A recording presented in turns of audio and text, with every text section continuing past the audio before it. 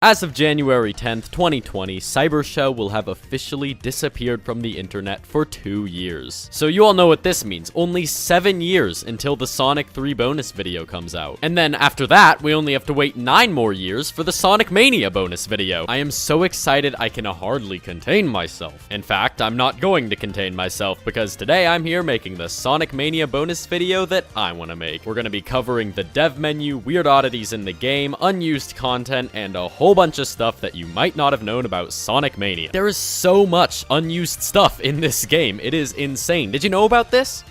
It's crazy, but we'll get into all that in a second. So first, I suppose we should start out with some of the more basic stuff, but actually, before that, I've got a quick message from today's sponsor. Thank you to Filmora9 for sponsoring this video. If you're looking for a beginner-friendly video editor to make your videos, then you don't want to miss Filmora9. Filmora's interface is super intuitive and easy to use. You don't need to watch hours of tutorials like you would with a more complicated editing software. You can just pick it up and get editing. With Filmora, you can record your screen, edit it right away, trim the clips, add text, drag and drop effects onto the video, and there are hundreds of other preset effects free to use. For me, the best part of Filmora is how easy it is to use without any previous experience, really. No joke, I actually used it for a while a couple years ago, and I just really liked how, as a beginning YouTuber, I could just get into it. Filmora also has an online stock library called Film Stocks, where you can download assets like audio, images, footage, and effects. Right now, Filmora is doing a Christmas video contest, so you can make your own video with Filmora9 to win an iPhone 11. Links about this competition and Filmora are in the description. Try it out for free today, and thanks again to Filmora for sponsoring this video.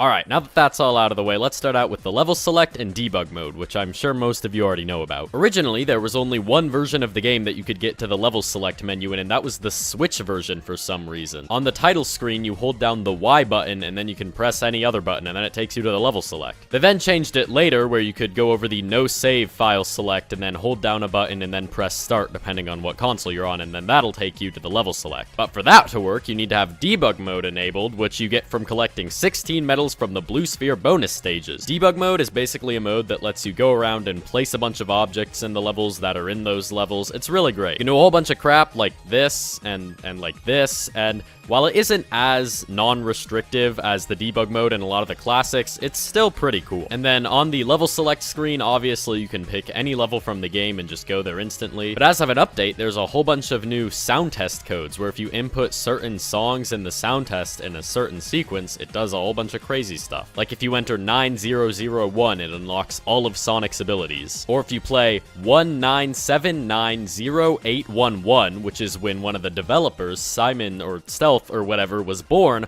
all of the animals are replaced with Ricky the Squirrel, because that's like his avatar character on YouTube. I like that one. I guess you could say that these codes are pretty, nuts. Alright, now let's talk about the developer menu. In the PC version of the game, if you add a code to the top of the settings.ini file, and then you hit escape in the game, the dev menu comes up. There is a whole bunch of stuff in the dev menu. There's a level select that lets you go to any screen in the game or any cutscene in the game that you want to go to. There's a bunch of flags you can enable and disable that take off different layers of the game. Really good for thumbnail screenshots. Here's something pretty interesting. In the original version of the game, in the dev menu, you could actually access the versions of Studiopolis 1 and Green Hill 1 that were used in the demo of the game, like at E3 and at the initial reveal. The layouts are pretty much the same, but I just think it's really cool that these were left in. And then, for some reason, they got removed in a later update. I have no idea why. This was a super cool thing. In fact, there's a whole bunch of leftovers from the demo that you can find in the dev menu. Like, there's this thanks for playing screen that you can find that just has yellow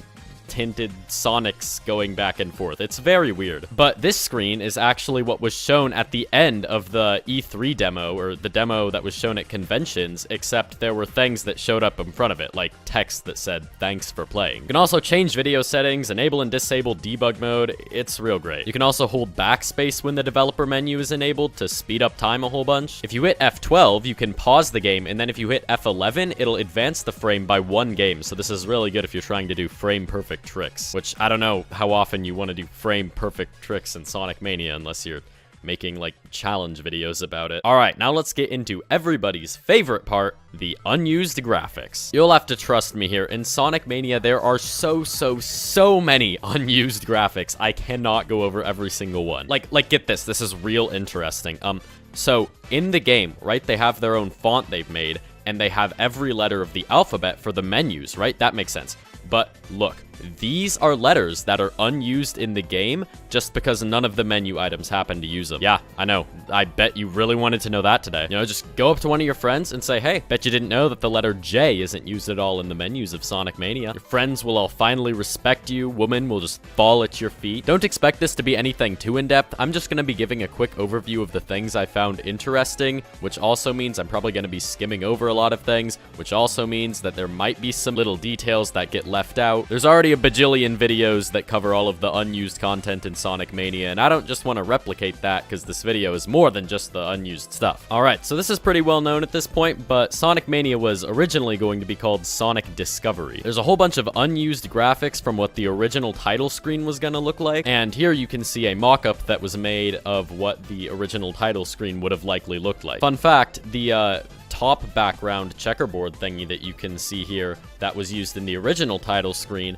actually got reused for the pinball game in Mania Plus. So that's pretty cool. There's a bunch of early unused shield animations that are a lot closer to how they looked in Sonic 3 and Knuckles. I'm guessing these were likely just made for placeholder or testing, but I would like to note that they aren't the same as the ones from Sonic 3 and Knuckles. So I feel like if they were doing placeholders, they would have probably just used the ones that were already made instead of kind of making new ones, even though they're not entirely new. There's unused graphics of Mini Tails holding Mini Sonic in air, which is adorable, and it's not used because Mini Tails actually can't pick up Sonic when they're chibi, mini, whatever. There's an unused graphic for a perfect bonus, which if you've played a Sonic game before, you probably know is what you get if you collect every single ring in an act. This is a very hard feat to accomplish in a lot of the original Sonic games, and Mania just has these giant winding levels sometimes, so I think it's a pretty good thing they kept this out, because nobody would have ever got it. Here's something really interesting. There's a lot of stuff pointing to that Hypersonic was originally going to be in the game. Firstly, it seems like the Blue Spheres game was originally supposed to be the special stage. There's unused graphics of Chaos Emeralds and Super Emeralds in the Blue Spheres game, meaning at one point not only were you supposed to pick up Chaos Emeralds in Blue Spheres, but also Super Emeralds. Furthermore, there's an unused graphic for the word Hyper, which probably would have shown up, like, if you get all the Super Emeralds, and it could say, now Sonic can be Hypersonic. I'm assuming the Mania developers wanted to put in hyper forms, and then Izuka was like, no, no, no. Oh, also with the special stages, there's this message that says, time to escape, which is oddly eerie to me, and I don't know why. Here's another one a lot of people know about. There is an early unused version of Tails' animation after the drip drops on him in Chemical Plant 1. At Mania's launch, Knuckles and Sonic both had these great animations for the start of Chemical Plant 1, and Tails just looked up and then continued. In the Plus update, however, there was a new version of this animation that's very similar, but it is different. Frankly, if they have this entire thing animated already, I don't know why they went out of their way to put it in the game, except it never actually plays in the game, and then for Plus, instead of just making it actually play in the game, they just made an entirely new one. That's about everything interesting for the returning stages, but there is a lot of really cool unused stuff for the new stages. In Studiopolis 2, there are unused graphics for this love tester thing, where if you jump in it, well, it wasn't really known, and then my boy, Codename Gamma, went out and a while ago actually implemented this back in the game. So there will be a link to his video in the description if you want to see what it actually looks like. It is super cool. And going off of that, actually, Codename Gamma put in a whole bunch of unused stuff from the game that I'm going to start using from now on, because a lot of it's what I'm about to talk about. So if that interests you and you want to see the full videos, there will be links to all of them in the description. Make sure to go subscribe to Codename Gamma. He's a cool guy. There's also an unused Egg Jenkin boss, which basically you just jump on the switch and it's like rock, paper, scissors, and you have to time it, and if you don't time it well and you lose, then he attacks you, but if you do time it well, then it hurts him. Once again, this was restored by Codename Gamma back into the game, and the Egg Jenkin actually has been used in a lot of Sonic Mania mods as a more original boss, and I think that's really cool. In Press Garden, there's early versions of these two enemies, and then there's also an early version of the Woodrow, which looks like this. They should have kept the design with this one. Real good one. And then more interestingly in Press Garden, there are these like jars that change Sonic's color. And there's a whole bunch of interactions with these jars and things they go with. And of course, all of this has been implemented back into the game by Codename Gamma again. Basically, the idea is that Sonic can jump into the colored jars and then it will tint him that color. There's also a printer that goes with these ink jars. When you jump into it, depending on the color that you're tinted, it will draw a different piece of geometry, which is super cool. In Mirage Saloon, instead of having the star pinatas, there were originally ball hog pinatas. And of course, in Egg Reverie, there is actually a lot of unused graphics for like slopes and ground that suggests maybe the level was supposed to be more than just a boss fight. In fact, these don't technically go unused. They are in the game, except that they're either like too far below or outside of the boss area, whereas you can't see them. Honestly, I wish that Egg Reverie had been like fully realized as whatever it was supposed to be, because if it was supposed to be like a full level and then a boss fight, kind of like Dream Dance Zone Act 2 from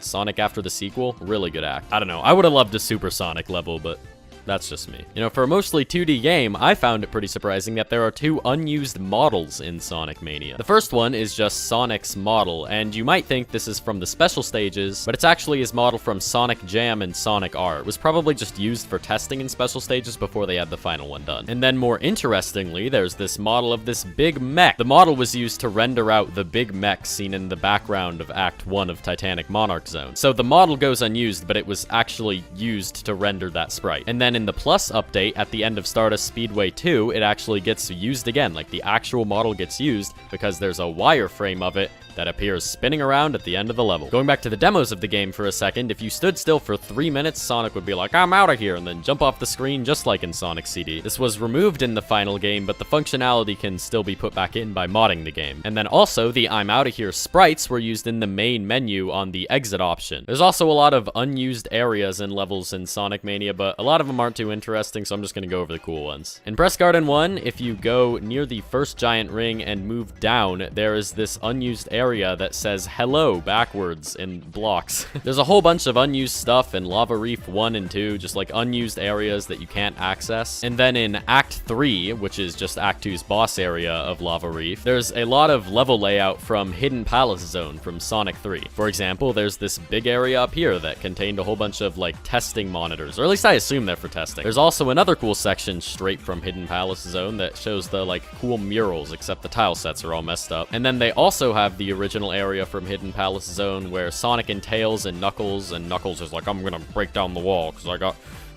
bullied by Robotnik," and then he punches the wall and they leave and they go to Sky Sanctuary. And then again, there's even more stuff in Egg Reverie that's just off screen. There's a whole bunch of like tiles and stuff, and I really wish Egg Reverie was more. Okay, if I were to ask you what the best thing in Sonic Mania is, what would your answer be? Maybe you like the music? Okay, that's a pretty good answer. You like the oh, you like the graphics and how smooth the animation is? Oh, I mean, it is pretty smooth. But what if I told you that the best thing about Sonic Mania isn't even in the game anymore? In the early versions of Sonic Mania, if you went into Hydrocity 1, grabbed onto a chain, and entered the Sonic and Knuckles level select code, a ring chime would play. And then the next time you get grabbed by one of these hands, instead of playing the normal sound effect, it played a sound effect of Video Game Donkey.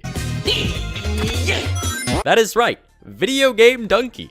Donkey was in Sonic Mania at one point. It was then removed pretty quickly, but honestly, just the thought of the Mania team being like, okay, we're going to put a Video Game Donkey Easter egg in our Sonic game that we're making under the supervision of Sega. And then eventually Sega sees this and is like, why did you put this in without our permission? Just the thought of Sega telling them to remove a Video Game Donkey Easter, it's just, good stuff. That's why it's the best part of the game. Okay, now what if I asked you what the weirdest oddity in Sonic Mania is? There's probably a whole bunch of answers for this. Different people probably have different definitions of oddity too. Like, I think a pretty weird oddity is how in the original versions of the game, you could jump to the left of these spikes in a way that instead of killing you, it would take you down to Knuckles' section, so you could get all of Knuckles' big rings from his section and get all of the Chaos Emeralds in just Green Hill. Well, not all, but you could get 6, and that's pretty good. For real, I used this glitch so much, and then I was very sad when it got patched out. Another oddity of Sonic Mania is Vape Mode, which sounds really weird, but it's actually a vaporwave mode, so it's unused, but it can be reactivated. Pretty much all it does is make all of the levels use Encore color palettes, and also it makes all the music be pitched down and go super slow. Super Vaporwave.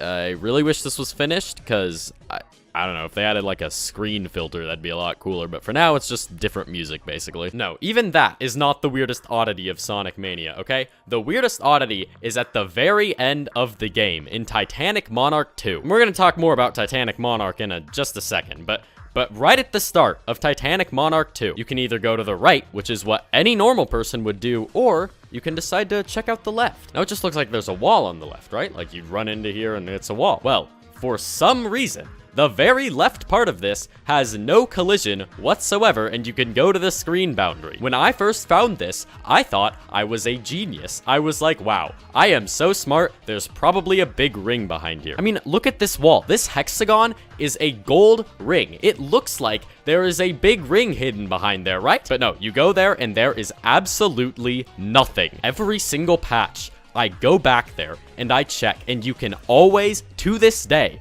still walk behind that wall, and there is never anything behind there. When Encore mode released with different special stage locations, I thought, man, what if they put one behind there? But no, in the Encore mode palette for Titanic Monarch, it isn't even a gold ring anymore. It's like green or something. I will not stop yelling about this until it gets patched out or something gets put back there, dang it. Okay, and now let me talk about why Titanic Monarch is my favorite zone in Sonic Mania, because there is a lot of stuff about it that people miss on their first playthrough, and I think it took me a while to pick up a lot of this stuff, and I've played the game like a million times. So for those of you who might have only seen people play it once, or you've only played it once, I'm gonna explain something, because it's pretty cool. Throughout the game, we see these level cutscenes, right? And especially at the end of Stardust Speedway 2, you can see this wireframe of this giant robot that Robotnik's working on making. And then, at the end of Metallic Madness, in the level transition to Titanic Monarch, you can see the giant robot in the background. Now, here's the thing. Titanic Monarch 1, you can see the giant robot, like, as you're climbing up, and you can see it as you go up, and it's kind of weird, because, like, I thought I was inside of the robot. But the thing is, Titanic Monarch 1 takes place on, like, the scaffolding outside of the robot, okay? And then after you defeat the boss, which is right next to the head, might I add, after you defeat the Act 1 boss, it takes you on an elevator, and that elevator is what takes you into the robot. When I first thought of this, my mind was blown, because I never even realized. I thought it was just like another zone, and then at some point you go, like, you're in a robot, sure, but like, maybe everyone knew this, but like, the reason it's an elevator is because it takes you into the robot. It's so cool. And, you know, that's not even it, because then once you're in the robot, the entirety of Act 2 is structured differently from every other single level in the game. You get taken to this central area, and then you have to go into these 4 different parts, and then beat all of those individually, then come back, finish what other parts you haven't done, and then at the end, it warps you. It warps you to the final boss. Now, why is it structured like this? You ever think about how maybe the part you're in, this like central hub, is like the heart of the robot, and then you're going in and destroying the different appendages of the robot, and then once you've destroyed all of the parts, it takes you to like the head of the robot? You ever think about how the final boss looks kind of like a brain? Like, you've already destroyed the rest of the robot, the last thing that's left is the head, and you have to take it out. You ever think about how Robotnik is on his last legs here,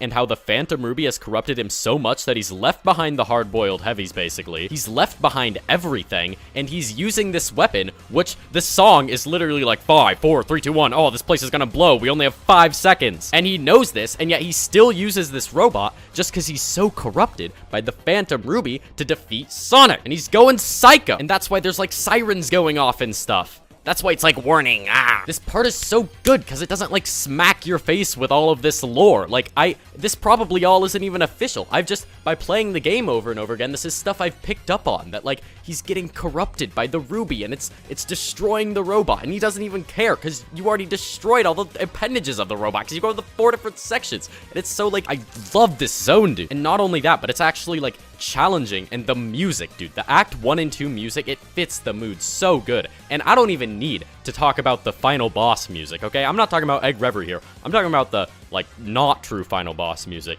because I might like that even more than Egg Reverie. I've already talked about how it's like, oh, you gotta get out of here, it's gonna blow in 5 seconds. That's like what he says at the start, something like that. I'm ad-libbing. I've already talked about how it, like, connects to the story, but just on top of that, it is such a bop. Once again, maybe I'm just stupid, and maybe everybody picked up on this on their first playthrough, but I have seen nobody talk about basically any of this, and you know, I like how, like, subtle this story is told, or at least I think it's subtle. Once again, maybe I'm stupid, maybe I am. What's this, Sonic Mania bonus video?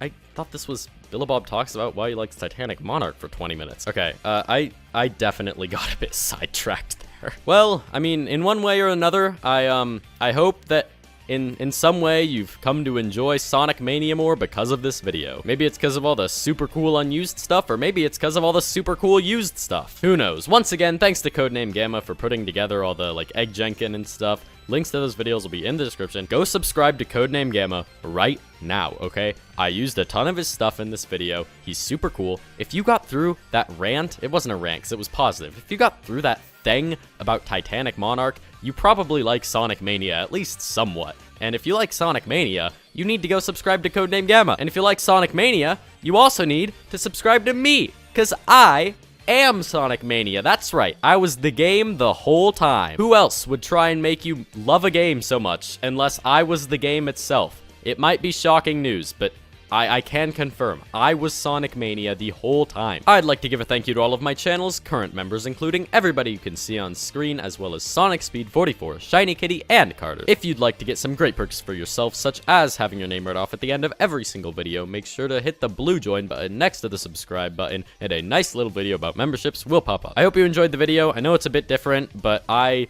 been wanting to do this for a while now, so I hope you liked it. And yeah, thanks for watching. See you next time.